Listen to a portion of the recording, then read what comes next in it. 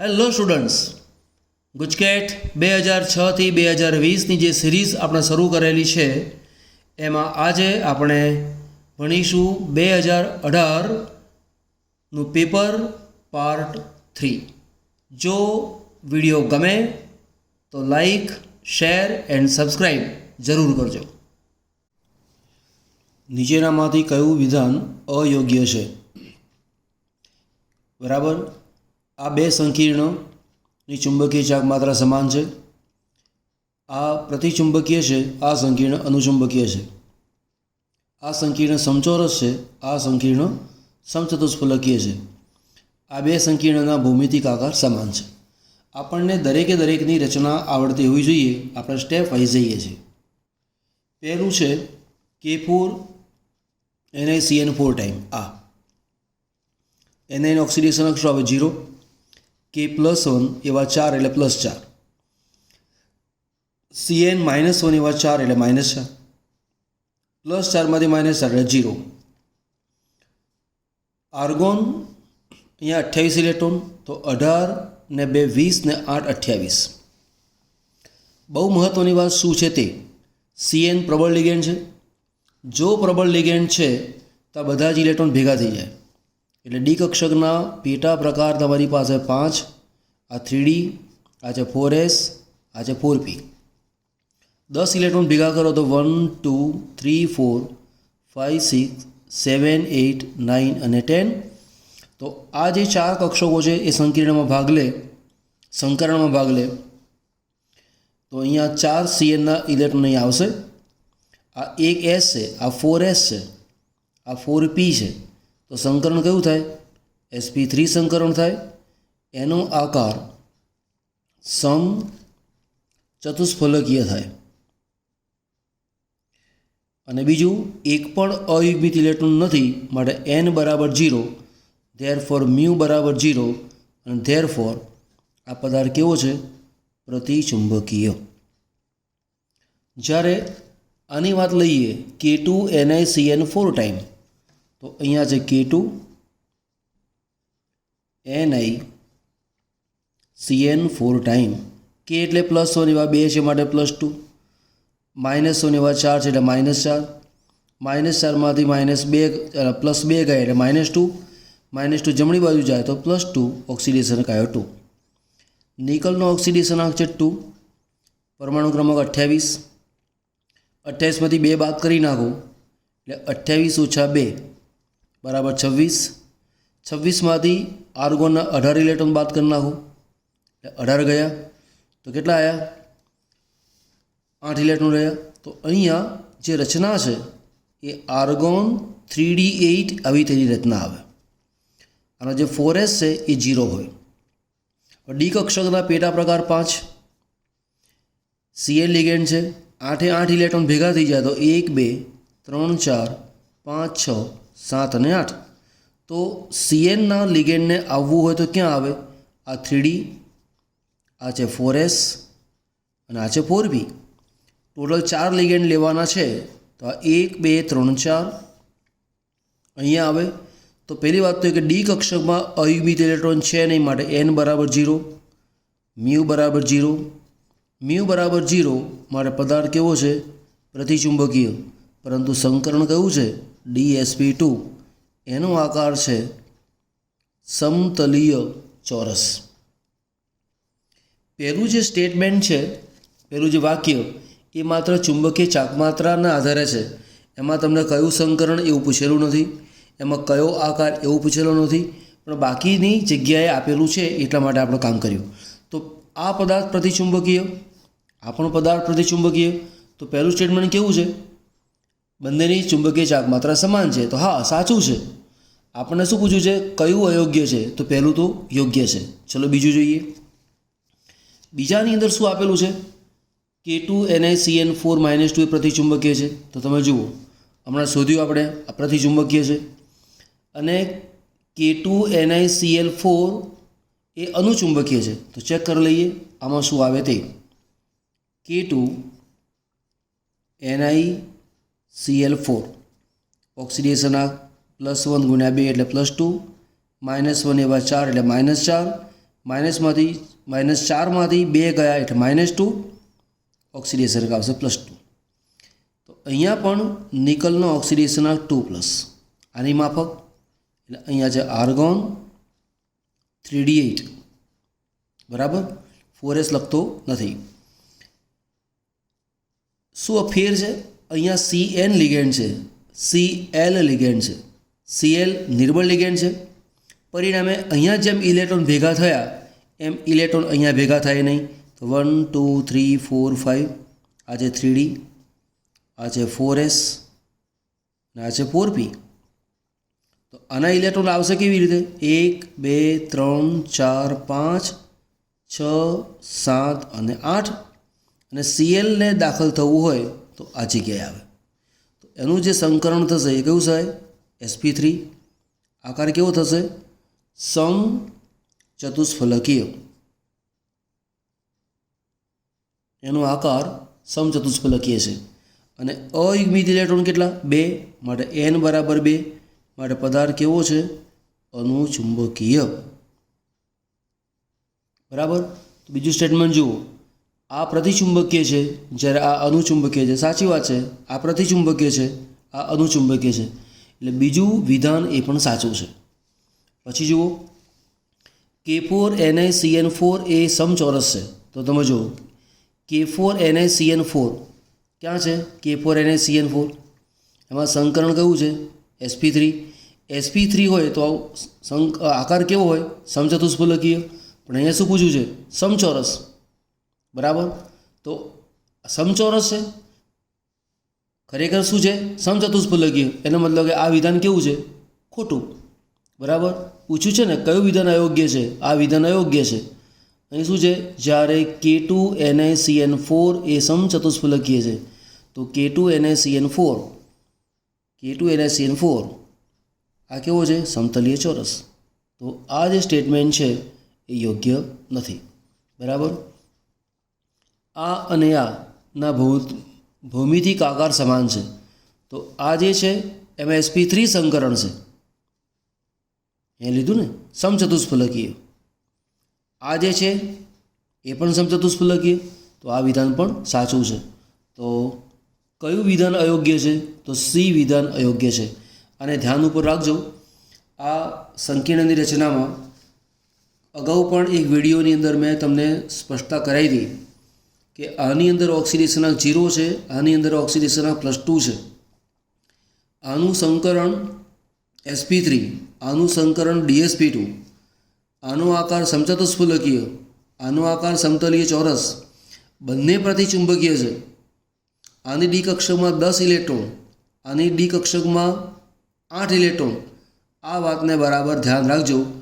તમારે આ 1 2 અને 3ની રચના હંમેશા મોઢે રાખવાની, કેમ કે એની પર આધારિત પ્રશ્નો અનેકવાર પૂછાય છે. ક્લિયર? એક્રેલિન સંયોજનમાં મુખ્ય ક્રિયાશીલ સમૂહ કોણ છે? એક્રેલિન નહીં આવે, એક્રોલિન આવે. તો એક્રોલિન સંયોજનમાં મુખ્ય ક્રિયાશીલ સમૂહ કયો છે? તો પહેલાં તો એક્રોલિનનું સૂત્ર ખબર હોવી જોઈએ. શું આવે? CH2 ડબલ બોન્ડ CH આનું નામ છે એક્રોલિન.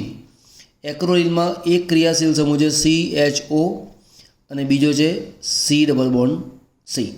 તો મુખ્ય કોણ કહેવાય? જેની ક્રિયાશીલતા વધુ હોય તે. તો મુખ્ય આલ્ડીહાઇડ છે. પણ ઓપ્શન કયો આવ્યો? એ. ઇથેનોલ અને પ્રોપેનોલના ક્રોસ આલ્ડોલ સંગનનથી કઈ અંતિમ નિપજ મળતી નથી એવું પૂછ્યું છે. બરાબર. 1 2 3 અને 4 આપેલું છે. તો સૌથી પહેલાં તો આપણને ઇથેનોલ પ્રોપેનોલના સૂત્ર ખબર હોવી જોઈએ અને ક્રોસ આલ્ડોલ સંગનનથી નિપજ કઈ મળે તે જોવી પડે. તો ઇથેનોલનું સૂત્ર શું આવે? CH3CHO. આ પદાર્થ કોણ છે? ઇથેનોલ. અને પ્રોપેનોલ એટલે શું? 3 કાર્બન લેવાના. CH3 CH2 CHO આ છે પ્રોપેનોલ. હવે ક્રોસ આલ્ડોલ સંગનન લેવાનું હોય તો પહેલાં ઇથેનોલ લેવાનું. એટલે એકવાર ઇથેનોલ વત્તા ઇથેનોલ લઈએ આપણે. Ethanol plus ethanol. તો શું કરવાનું? પહેલાં CH3 CH double bond O પહેલાં લખવાનું આ રીતે, બરાબર. બીજો મારે ઇથેનોલ લખવાનો છે, એટલે આનો અણુ ફરી લખવાનો છે. એટલે પહેલાં મેં લખ્યો CHO. આ જો મેથડ સમજો, આ અણુ અહીં લખું છું. હવે અહીંયા મારે CH3 લખવાનો છે, પણ લખીશ આ રીતે H2CH. આ CH3 જ છે, પણ આવું એટલા માટે કરીએ છીએ કે સરળતા રહે. અહીંયાથી H2 દૂર કરી નાખો તો શું મળે નિપજ?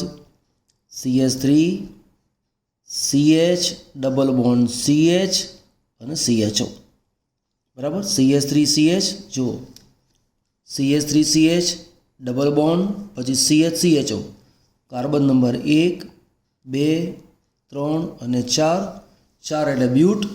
2 નંબર ઉપર ડબલ બોન્ડ છે, એટલે કે બ્યુટ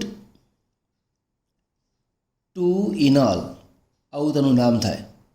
તો બ્યુટ 2 ઇનોલ આપેલું છે, તો બ્યુટ 2 ઇનોલ આપેલું છે, તો કઈ નિપજ નથી મળતી, તો કે આ તો મળે છે, બરાબર. સી મળે છે. હવે શું કરીશું? પહેલાં ઇથેનોલ વત્તા ઇથેનોલ લીધું. હવે પ્રોપેનોલ વત્તા પ્રોપેનોલ, તો પહેલાં આને લખું છું CH3 CH2 પછી CHનો લખવાનું આ રીતે CH double bond O plus ફરી આનું અણુ ફરી લખવાનું. પણ આ અણુ બીજી વખત લખીએ તો ધ્યાન એ રાખવાનું કે આની બિલકુલ સામે જે રચના લખવાની હોય આ લખવાની. એટલે આને છે ઊંચે મૂકી દો CH3, આ C અહીંયા H2 અને આ CHO અહીંયા મૂકો. તમારા મનમાં પ્રશ્ન થાય કે સાહેબ આવું કેમ કર્યું?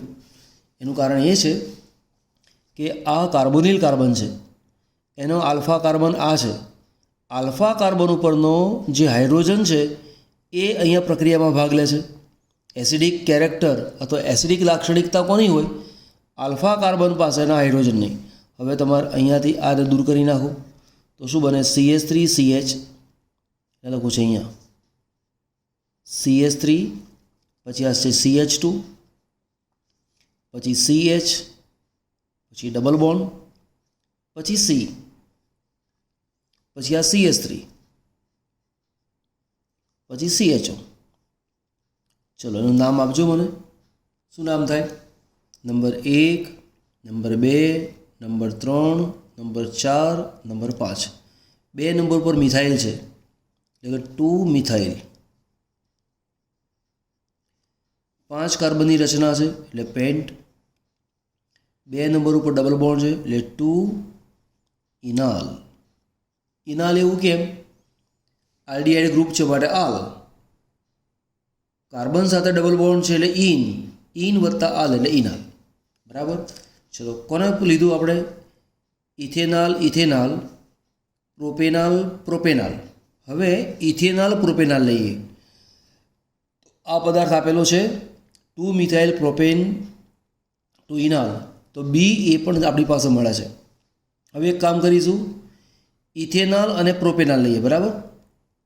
તો ઇથેનોલ વત્તા પ્રોપેનોલ, પહેલાં કામ પૂરું કરી દઈએ પછી જવાબ જોઈશું આપણે.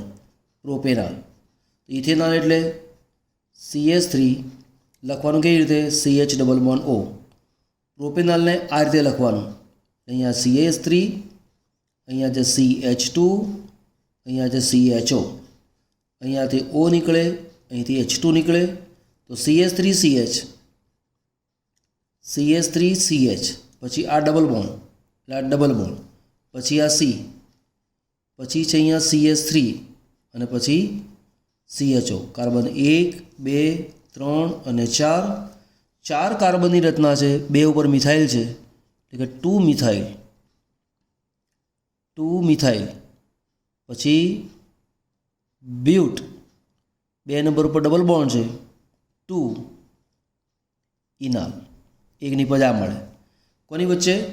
Ethanol propanol. હવે પહેલાં પ્રોપેનોલ લઈએ પછી ઇથેનોલ લખીએ. પહેલાં પ્રોપેનોલ એટલે કે CH3 CH2 CH double bond O પછી ઇથેનોલને લખવાનું આ રીતે, એટલે H2 CH CHO. તો અહીંયાથી H2 અને O નીકળી જાય, તો શું બને? CH3 પછી આ CH2 પછી આ CH પછી ડબલ બોન્ડ પછી CH પછી CH કાર્બન 1 2 3 4 અને 5 બરાબર આ 5 તો 1 2 3 4 5 થયા 5 એટલે પેન્ટ ટુ ઇનાલ આવી નિપજ આપણને પ્રાપ્ત થઈ. હવે જુઓ કઈ નિપજ મળતી નથી તો પહેલું જોઈએ 3 મિથાઇલ બ્યુટ ટુ ઇનાલ. તો 3 મિથાઇલ બ્યુટ ટુ ઇનાલ તો આ જ નથી મળતી. આવી ક્યાં મળે છે? બીજી તો મળે છે 2 methyl pent two enal. 2 methyl pent two enal એ તો આ તો આવી ગઈ. પછી આ છે બ્યુટ ટુ ઇનાલ. તો બ્યુટ ટુ ઇનાલ આ પણ આવી ગઈ. પેન્ટ ટુ ઇનાલ આ પણ આવી ગઈ. આવી કોઈ નિપજ મળતી નથી તો ઓપ્શન કયો આવ્યો? એ. તમને પ્રક્રિયા બરાબર આવડતી હોવી જોઈએ. નીચેનામાંથી કયા સંયોજનની બેઝિકતા સૌથી વધુ હશે? 1 2 3 અને 4 આપેલા છે. દરેકની પાસે NH2 છે. દરેક Nની પાસે અબંધકારક ઇલેક્ટ્રોન યુગ્મ હોય. બરાબર. હવે આ બધા જ બેઝ છે પણ જે પોતાનું ઇલેક્ટ્રોન યુગ્મ સરળતાથી આપે એની બેઝિકતા સૌથી વધારે. આ જે 4 નંબર છે એમાં NO2 ગ્રુપ લાગેલું છે. NO2 ગ્રુપની મેટા સ્થાન ઉપર -I અસર લાગે. -I અસરને કારણે આ Nના ઇલેક્ટ્રોનને એ રિંગની અંદર ખેંચે. પરિણામે N ઉપર ઇલેક્ટ્રોન ઘનતાનું પ્રમાણ ઓછું થાય માટે તેની આ એનિલિન કરતાં બેઝિકતા ઓછી થઈ જાય. બરાબર. એટલે આના કરતાં એની બેઝિકતા ઓછી. ઓકે, આગળ જઈએ. આ NH2 છે. અહીંયા OCH3 ગ્રુપ લાગેલું છે. અહીંયા Cl ગ્રુપ લાગેલું છે. આ Cl ઓર્થો સ્થાન ઉપર લાગેલું છે. જો એનિલિનના ઓર્થો સ્થાન ઉપર કોઈ ગ્રુપ લાગેલું હોય તો તેની જે અસર છે એ અસર કહેવાય છે SIP અસર, સ્ટેરિક ઇન્હિબિશન પ્રોટોનેશન એને કહેવાય છે, અથવા ઓર્થો ઇફેક્ટ કહું છું એને. તો અહીંયા પણ -I અસર છે. તે ઉપરાંત SIP અસર. આ બંને અસરને કારણે એ પણ ઇલેક્ટ્રોનને પોતાની તરફ ખેંચે માટે N પોતાનું ઇલેક્ટ્રોન યુગ્મ સરળતાથી આપી શકે નહીં. માટે આના કરતાં આની બેઝિકતા પણ ઓછી. હવે આ જે O છે એની પાસે અબંધકારક ઇલેક્ટ્રોન યુગ્મ છે. તો આ જે કાર્બન કરતાં Oની વિદ્યુત ઋણતા વધારે એટલે કે -I અસર આવે. તે ઉપરાંત અબંધકારક ઇલેક્ટ્રોન યુગ્મને કારણે +M અસર બતાવે. -I અસર કરતાં +M અસરનું પ્રમાણ વધારે હોય. ઓવરઓલ ઇલેક્ટ્રોન આપે. જો ઇલેક્ટ્રોન આપે તો Nની આજુબાજુ ઇલેક્ટ્રોન ઘનતાનું પ્રમાણ વધે અને ઇલેક્ટ્રોન ઘનતાનું પ્રમાણ વધતું હોવાના કારણે આ બધાની અંદર સૌથી વધુ બેઝિક કોણ આવે? B આવે. ક્લિયર? એક pH ધરાવતા H2SO4ના જલીય દ્રાવણની સપ્રમાણતા કેટલી? એક pH એટલે શું? pHની વેલ્યુ 1 છે. તો pH = 1. ધેરફોર H+ની સાંદ્રતા 10⁻⁻1 આવે. હવે H2SO4 જે આપેલો છે એનું આયનીકરણ કેવી રીતે થાય? 2H+ અને SO4 2- આવું થાય. આના 1 મોલના આયનીકરણથી 2 મોલ H+ આપણને પ્રાપ્ત થાય. એટલે એવું કહેવાય કે જો આની સાંદ્રતા x મોલર છે તો આની સાંદ્રતા 2x મોલર છે એવું કહેવામાં આવે.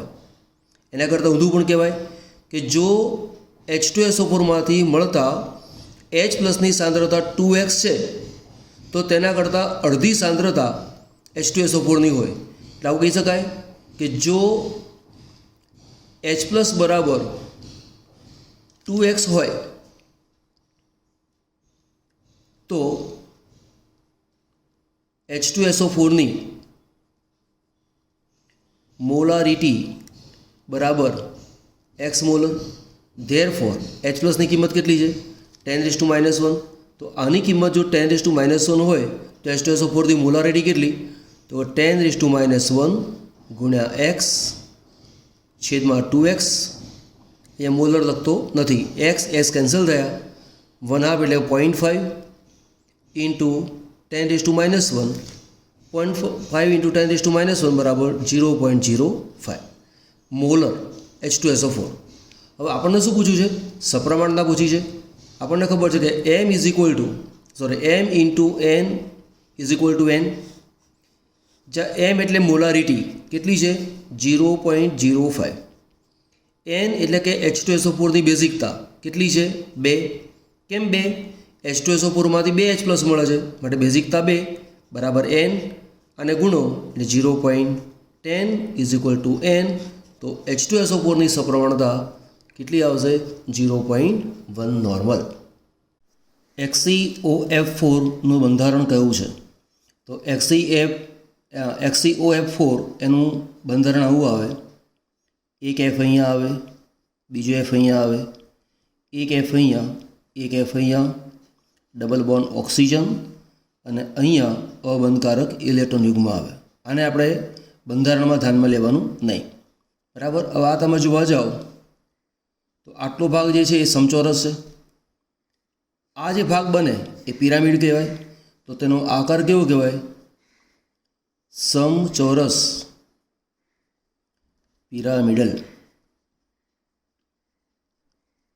પ્રકરણ નંબર 7ની અંદરના આવા જેટલા પ્રશ્નો છે, જેટલા અણુ આપેલા છે, એના જેટલા આકાર છે એ આકારને તમારે મોઢે કરવાના રહેશે. આ બહુ જ અગત્યનો પ્રશ્ન છે. આ પ્રકારના ઘણા બધા MCQ બોર્ડમાં પૂછાતા હોય છે માટે ધ્યાન રાખીને એને મોઢે કરવાના. બરાબર. તો આપણો ઓપ્શન કયો આવ્યો? Option A.